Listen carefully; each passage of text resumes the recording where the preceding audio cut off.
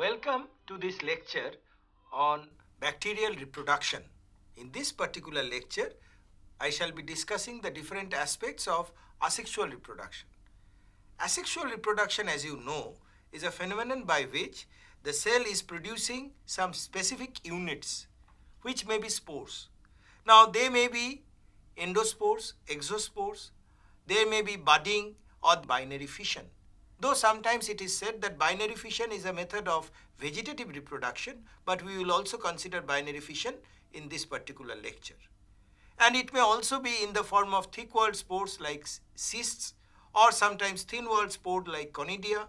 So there are different types of spores produced by a bacterial cell during its asexual reproduction. In this particular lecture, I shall be discussing two major aspects. One is the binary fission and the other one is the endospore formation. Binary fission is a simple process by which the bacterial cell is dividing into two. You can see in this slide that during binary fission, the cell undergoes elongation, the DNA is undergoing replication, and it produces a typical 8-like configuration with the appearance of a kink or constriction at the center, followed by the formation of the new cell wall or cell membrane, which is gradually invaginating inwards and dividing the cell into two identical cells, and thereby the process is completed. This is the actual electron microscopic view of the Bacillus licheniformis cell, where you can see that the cross-wall formation has already been started and the DNA has already been replicated. Now, this particular process is also shown by this model, where you can see that before the DNA replication has actually been completed, there is a typical green ring appearing at the center or the equatorial plane. This particular ring is called the FTS Z ring or the Z ring. And this Z ring is actually moving inward. And as it moves inward, it is drawing the membrane or the cell wall on the inner side. And thereby, ultimately, the cell wall is moving inward and the cell is dividing into two daughter cells. This is the actual molecular structure of the FTSZ, where you can see two distinct portions. One is the core region having the alpha helix and the beta barrel structure, and also a long tail with certain alpha helix region. Now, this is the actual model of the FTSZ, where you can see that it is having the core region of 320 amino acid in E. coli, and the long tail, which is another 63 residue of amino acid, which is producing a total of 383 amino acid. And this particular residue, when it is actually producing a long 383 polypeptide chain, it is binding with FTSA and ZPA and MinC and D protein. So they have specific role when they are binding to this long tail of the polypeptide. Now, this particular model shows that how this particular Z ring is formed. Now, it was not fixed that whether this particular Z ring will be produced at the center. So, initially there may be different Z spiral produced all along the cell. And as they get matured, they are moving towards the center. So, the Z ring is the ultimate outcome of this Z spiral produced all along the cell. And this particular Z ring include this FTSZ protein, and accordingly they are being tethered to the membrane by ZPA and FTSA protein. Or this particular tethering protein is actually helping in the fixing of the Z ring to the membrane.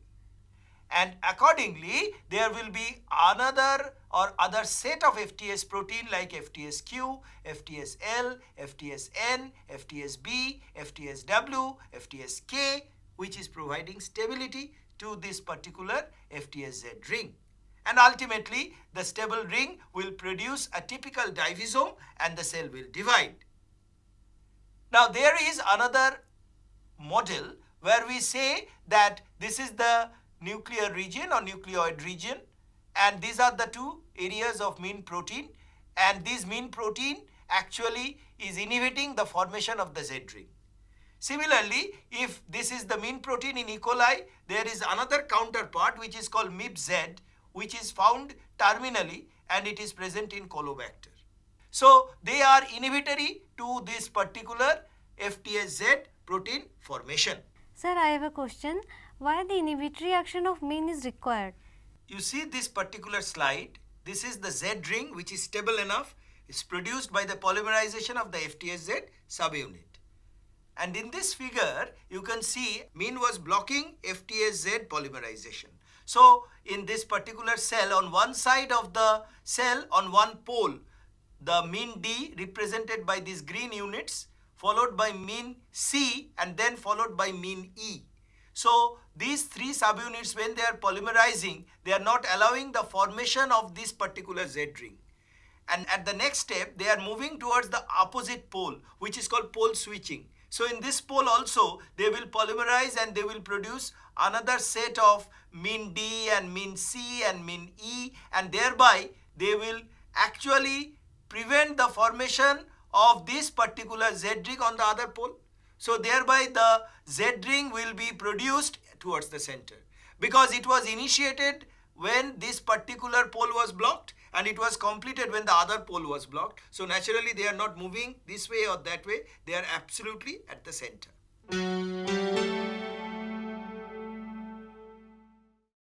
Now this particular binary fission has got some specific role.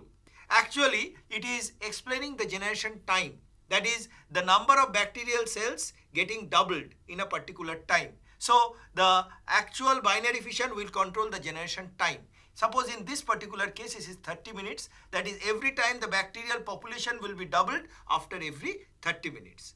And at the same time, this particular growth of the bacterial cell is also determined by this process of binary fission, growth rate. And as you know, there will be the lag phase, there will be the log phase, there will be the stationary phase, and the death phase or the reduction phase, which ultimately will bring down the bacterial cell division. So this is also becoming clear when we understand the different bacterial cell division by binary fission. And this generation time will actually control the nature of this particular curve. Sometimes it may be sharp, sometimes it may be broad. It will vary from one bacteria to the other. And there is another unique case where binary fission is becoming asymmetric. It is found in Eupuloptium, and where you actually see that the mother cell is producing two terminal Z ring or two terminal nuclei. And these two terminal nuclei will ultimately then becoming enlarged and producing two large cells, and these two daughter cells will ultimately separate out from the mother cell. So what we have seen here actually this transverse ring is not produced. So as because it is produced in the two terminal end, it is called asymmetric binary fission or asymmetric division, as you can say. Bacterial endospore is a structure which is produced inside the cell. Endospore formation can be of different ways. It can be towards the center, it can be towards the terminal end, it can be towards the lateral end. There are different types of endospore formation. The nature of the endospore is varying with position. It can be terminal in case of Clostridium, it can be central in case of Bacillus, it can be subterminal in case of Bacillus subtilis, or sometimes it is lateral, which is more or less central, but in other species of Bacillus this is seen. And this endospore is actually helping the bacteria to survive for a long time. It may be for millions of years. In fact, it was observed that in a pyramid, in a particular mummy, there were some endospores which were still viable. So just think that particular endospores has survived for 2000, 2500 years. And even sometimes it can survive for millions of years. So endospore is helping the bacteria to survive. And at the same time, it can survive in low nutrient condition. It can survive in very low nutrient where the food is not adequate. It can survive from UV. It can survive from antibacterial compounds or antibiotics. So in different way, the endospore is protecting the bacteria. Sir, I have a question. How is the endospore protected from UV radiation? The endospore is protected by some layer, and this layer is formed of some protein which are called small acid soluble spore protein. So they are preventing the infiltration of the UV ray into the endospore. The endospore is formed of different layers. The outermost layer is actually called the exosporium. This exosporium is a unique structure. This exosporium, you can see, is of different types. In Bacillus, different species you can see, it may be smooth, it may be thick-walled, it may be wavy, it may be showing some typical groove, it may be producing some typical projections. So this way, the different species of Bacillus can be recognized on the basis of the exosporium structure or exosporium layer of that particular bacteria. And a most important thing is this exosporium is having different components. It may have carbohydrate, it may have protein, it may have lipid. In case of protein, which is about 52%, there may be around 17 different amino acids found, and the key amino acids are cysteine, methionine, tyrosine or histidine. There may be the 20% amino or neutral polysaccharide, which is having rhamnose or glucose units. And for the lipid subunit, there may be mostly cardiolipin with fatty acids which are actually 16 or 18 carbon long. And apart from that, there may be some organic acid in the form of teichoic acid or in the form of dipicolinic acid, which provides stability to the wall of the endospore. The next layer after the exosporium is the spore coat. This spore coat is actually having hexose dipicolinic acid and provide resistance to heat.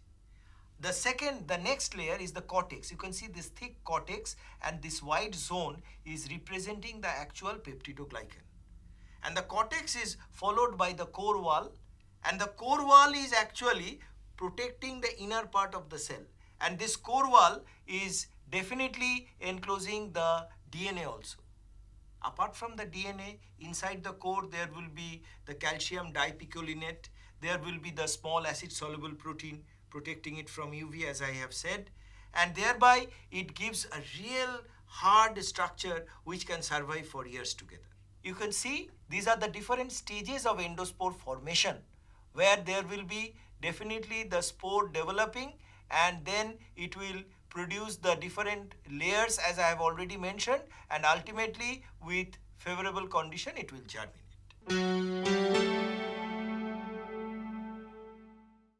The method we actually offer is the Schaffer-Fulton staining method, where we are using a typical green stain which is malachite green and the normal safranin stain. So we are using a smear where we are staining with malachite green and we are heating it on a particular water bath. And this particular steam will expand the cell wall so the malachite green can enter and the spore is stained. And then after this staining, we are applying the typical safranin stain, and what happens is the bacteria is staining red and the endospore stains green, and thereby it is clearly observable. And this is the actual slide of Bacillus cereus. You can see these are the green endospores which have been stained with malachite green.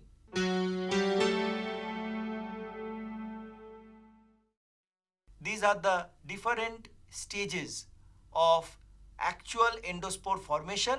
We have shown it in actual photomicrograph, that is electron micrograph view, and we have also shown the different models. There will be the invagination of the wall.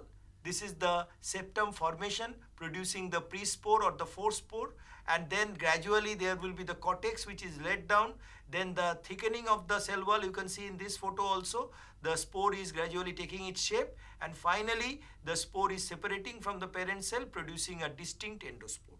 So these are the different stages of endospore formation starting from stage 0 to stage 8 or stage 7.